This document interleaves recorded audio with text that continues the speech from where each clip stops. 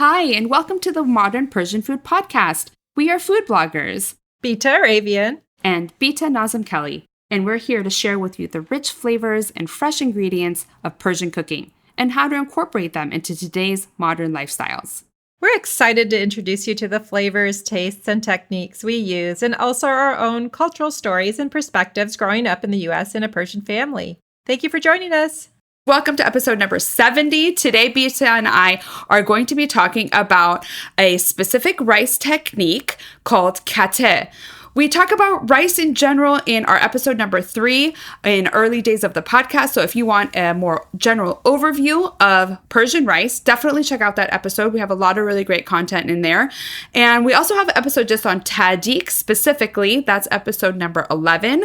But today we want to hone in on how to make the simplest, easiest rice called kateh, and thought it would be a great opportunity as people are learning more about Persian food and going back to the basics of how to make rice kateh.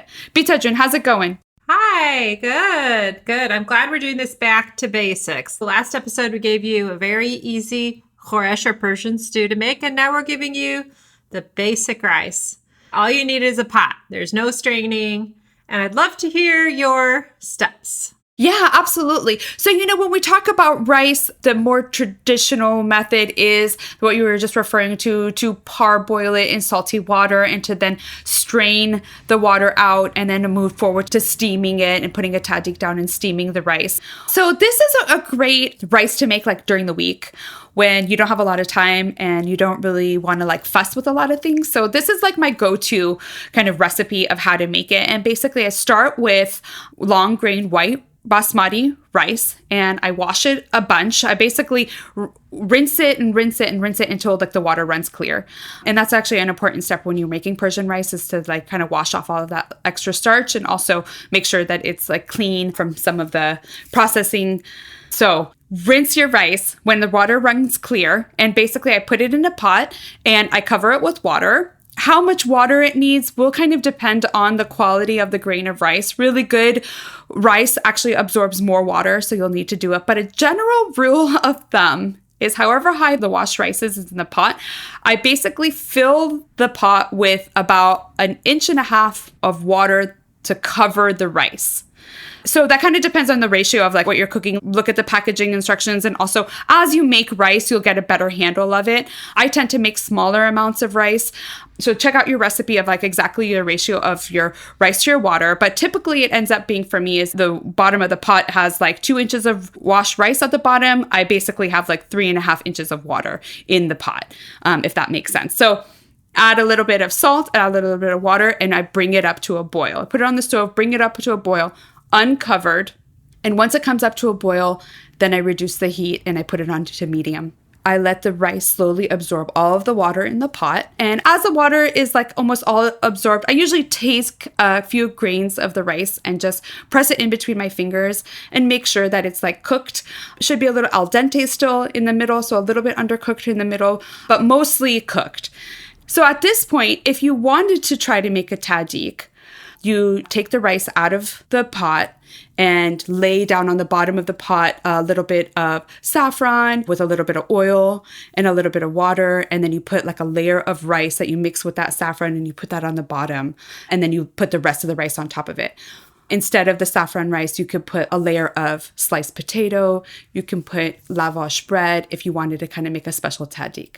But if it's like Tuesday night and you don't have any time to do that, you don't even have to do anything. You basically, at this point, when all the water is absorbed into it, I put it on low. I put it on very low. Watch out what kind of stove you have. But like on my stove, I have to actually go really low for the damming portion of it, the steaming portion of it. And I cover it at that point and I let it kind of steam in there.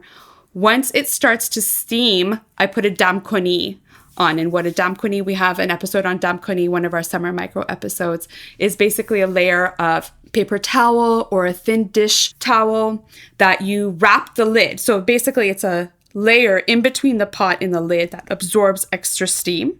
When all the water is absorbed, I usually use the back of the handle of like a spoon or something, and I make vertical tunnels down into it so that those are like little steam vents so the extra steam can come up.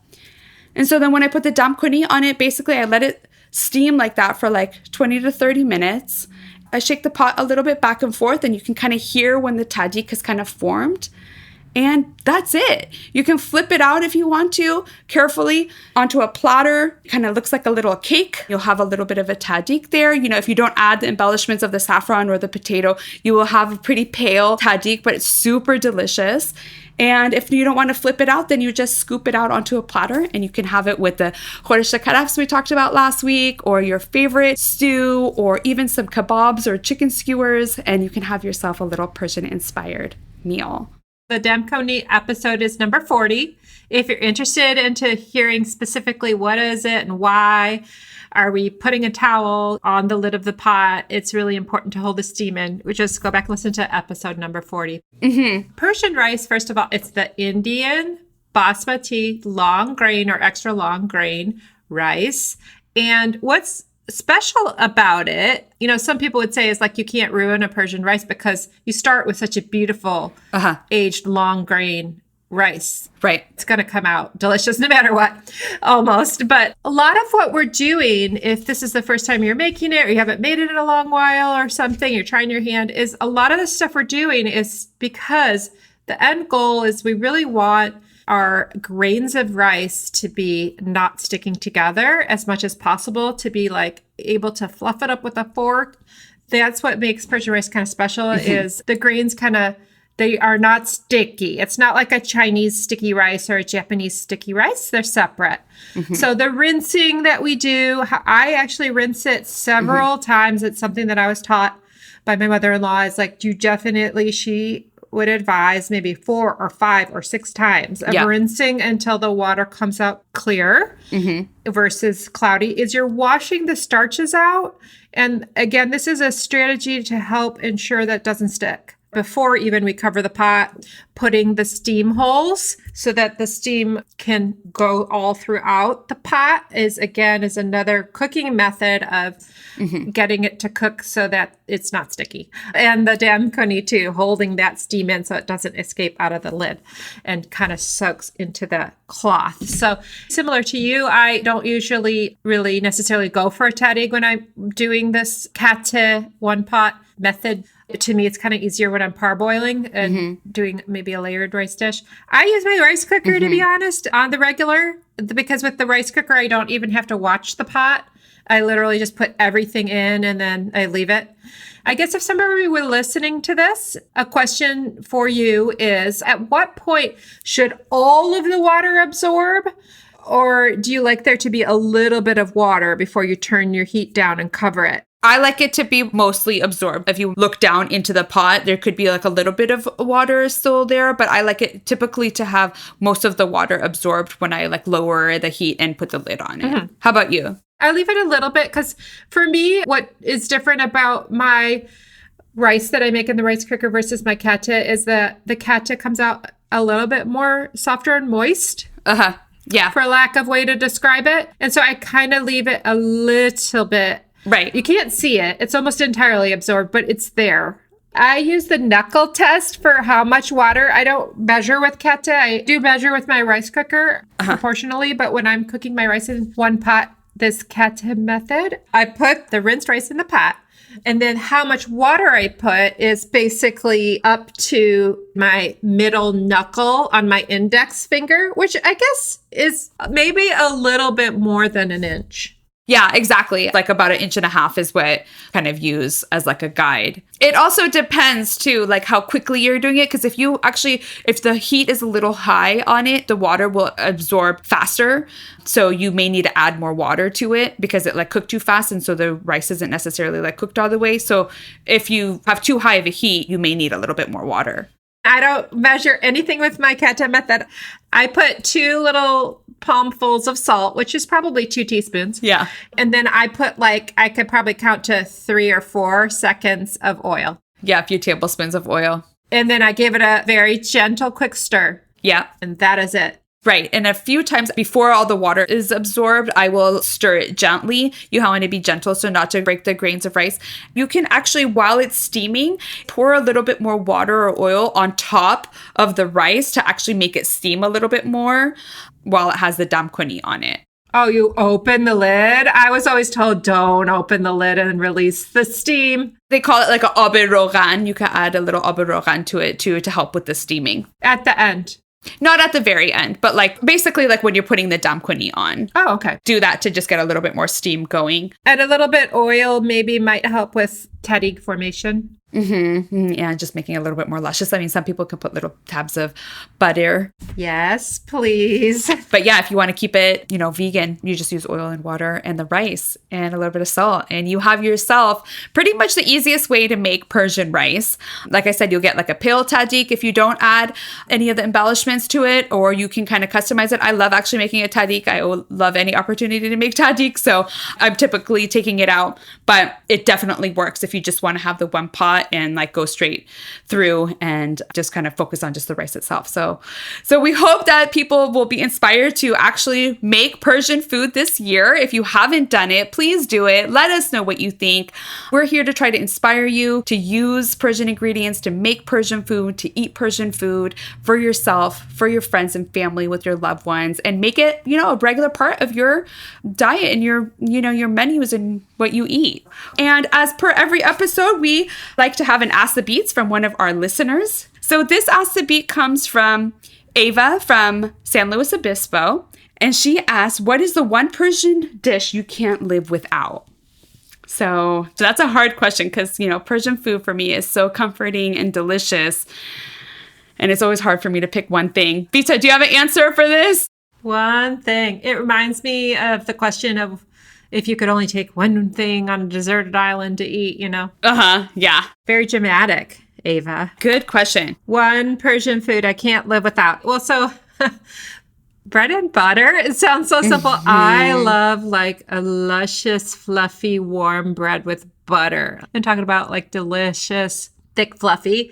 And a version of that. And I also love salty, crunchy. So I think I'm going to go with my final answer is going to be bread tahdig. Bread tahdig. Oh, God. That is so good. I love bread tahdig.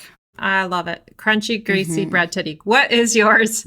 Yeah, bread tahdig is so good. And it is like more greasy, because you have to have enough oil so it doesn't burn. But that's a really great answer. All of the tahdigs are that's like one of those special Persian foods that are just like so unique and like so delicious. If I had to pick one Persian food item that I couldn't live without, I think I would say sabzi khordan. Really? Yeah, just because sabzi khordan is like a platter of fresh herbs that you have alongside your meal. But, I love actually having it for breakfast too. Actually, one of my non-Persian friends who's a really big Persian food fan was having it one day. And basically, since she told me, like, I pretty much have like been doing it every few days, is I have sabzi khordan basically for breakfast. And so like even this morning, I had a little bit of toast. I had a little bit of feta cheese and whatever herbs I had at home. And it's so delicious. I put a little bit of avocado on the side of that today. That's so healthy. Some tomatoes sometimes, but I love sabzi. And I love that when you're eating these rich Persian dishes, I love Persian food, the gamut of them. But the fresh herbs really brings a freshness to the bite. So you can have like really rich stews and you have it with these fresh herbs. And it just is such a dynamic flavor in your mouth and texture-wise and brightness that I think sabzi khordan is what I can't live without when it comes to Persian food. You are a true Persian girl, Bita June. Sabzi khordan for breakfast. Mashallah, good job. That's amazing. Merci. So I think that's a fun question. We'll have to go into our favorites in another episode of other favorite Persian foods. But in the meantime, if you're a listener and you have a question for us that you would like us to feature in Ask the Beats, or you have a suggestion for a topic or a guest, please let us know. hello@modernpersianfood.com, or our Instagram handle is Modern Persian Food. This is Bita, and with the other Bita, we thank you for being a listener and part of our journey. And with that, we will see you next week. Bye. Bye. You've been listening to the Modern Persian Food Podcast with Bita and Bita. Thanks for spending time with us. If you've enjoyed what you heard today, consider telling a friend or giving us a good rating. You can subscribe to our show for free on your favorite podcasting app, or find us online at modernpersianfood.com or on Instagram for the recipes and information we talked about today. We'd love to hear your thoughts, and see you next time.